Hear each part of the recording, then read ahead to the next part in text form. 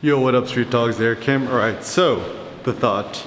This is my personal philosophy on health. So, first and foremost, what is health and why is it important? So, to cut to the chase, my basic gist is health is important for us artists insofar much as we like to create stuff, and the more physiologically healthy your body is and powerful you are, the better. That means you could have more energy throughout the day, less exhaustion, and more power to create artworks, essentially. So, even for example, let's consider us as photographers or artists, whatever. Certainly, the best way to make better photos is to go out more, right? And then you gotta do is you gotta run, you gotta walk, you gotta crouch, you gotta jump, you gotta leap and whatnot. And so certainly somebody who has more of a sprinter's physique or a powerlifter's physique is probably better adapted to, shooting this kind of pictures than somebody who's not, right?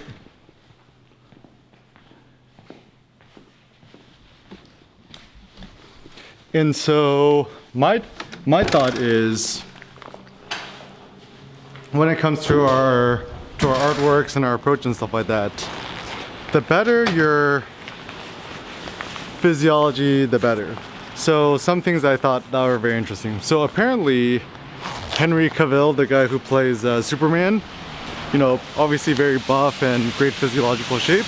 I think when he was planning for Superman, I think he actually was forced to, I think he was working at 2.5 hours a day, lifting weights and stuff like that, eating a lot of food. One thing I found was interesting was he was forced by his trainer to sleep at least 10 hours a night. And so certainly you're lifting weights for 2.5 hours a day, you're eating a shitload of meat, you're sleeping 10 hours, certainly you're gonna get good muscular gain.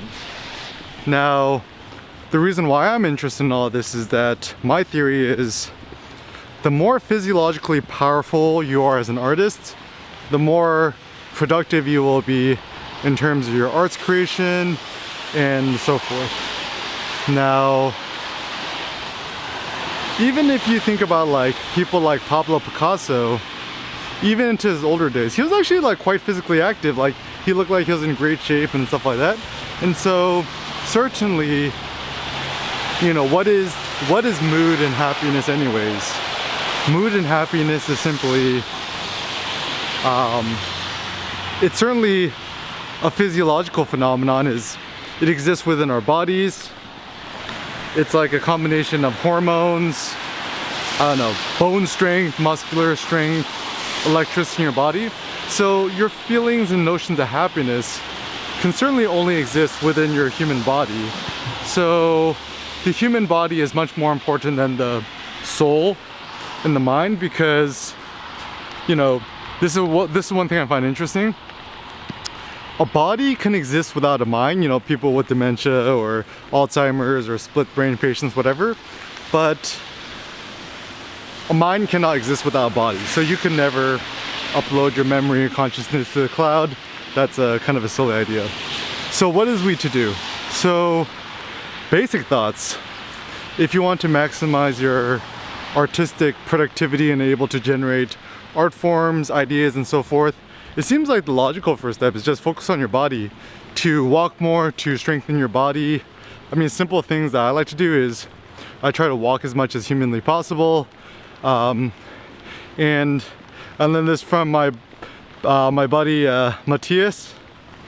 He says there's no such thing as bad weather, only bad clothing. So it's kind of raining outside, so just get a military Gore-Tex jacket and use good, right? And some nice waterproof boots, and you could brave any elements that reality throws at you. So another tip from Nassim Taleb: it's a lot of fun of walking on uneven surfaces as a way to, good for your ankles, good for your back and stuff like that. But anyways, so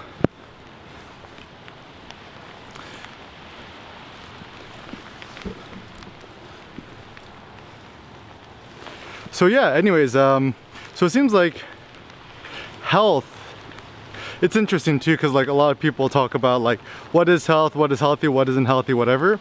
I found that for myself personally, the best way to be maximally healthy is to never sit during the day. Extreme intermittent fasting, breakfast, no breakfast, no lunch. What time is this? Like 5:30. I haven't eaten none yet. And so during the day, just drink a lot of water and black coffee.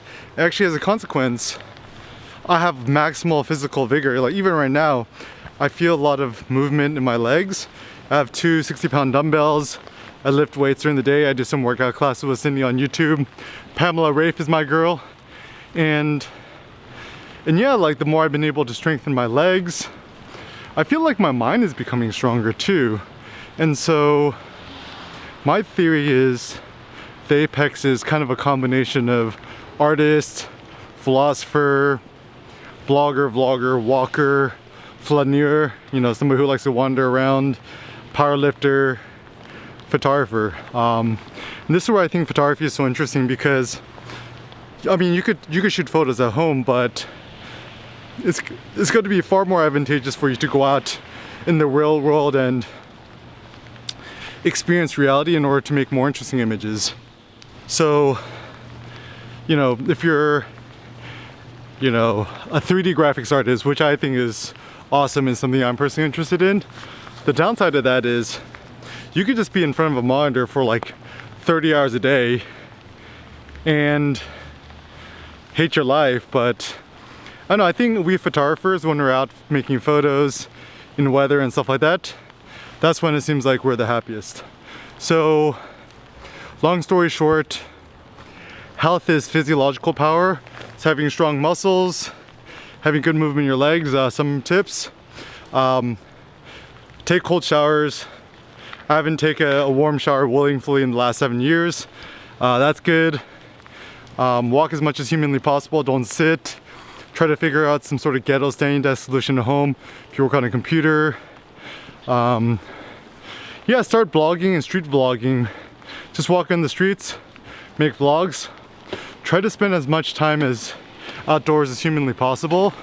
I mean, think of yourself kind of like a military general. Apparently the way that Napoleon was able to stay so productive and prolific was he was just always living the most simple, frugal lifestyle, just like with the soldiers. Same thing I think with Alexander the Great. So adopt a more outdoorsy lifestyle. Going outdoors, looking at nature. Green stuff is good for the soul. Look at trees.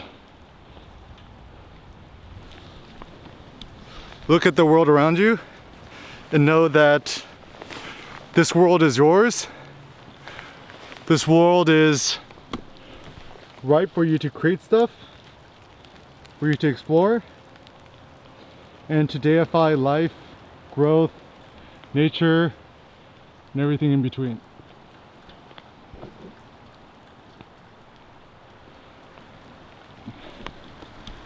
So, conclusion, venture on.